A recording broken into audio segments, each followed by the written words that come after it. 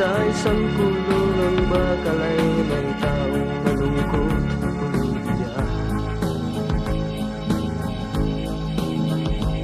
Ang tanong niya sa sarili ay kailan magligisnan ng liwanag.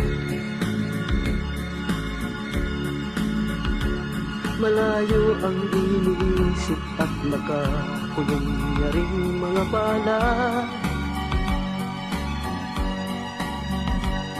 Bakit daw siya nagdurusa sa kasalanan di niya ginawa? Kahapon lamang ay kapiling niya kanyang asawa at anak. Namumuhay ng tahimik sa isang munting tahanang may buwan.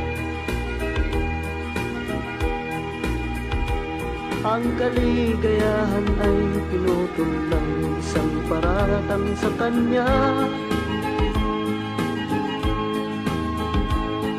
Siya daw ang may sala sa isang krimen na di naman niya ginawa. Wala na bang katarungan ng isang nilalang na katulad niya? Ilan pang tulad niya ang magdurusa ng walang kasalanan? Di ba't ang batas natin pantay-pantay, walang mahirap mayaman? Bakit marami ang nagdurusang mga walang kasalanan? Mga ilang araw na lamang harapin na niya ang litaya. Paano niya isisigaw na siya sa diyang walang kasalanan?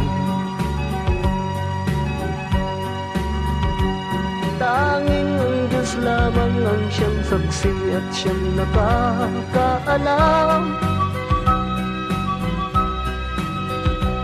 Diyos na rin ang siyang bahalang maningil kung sinong may kasalanan.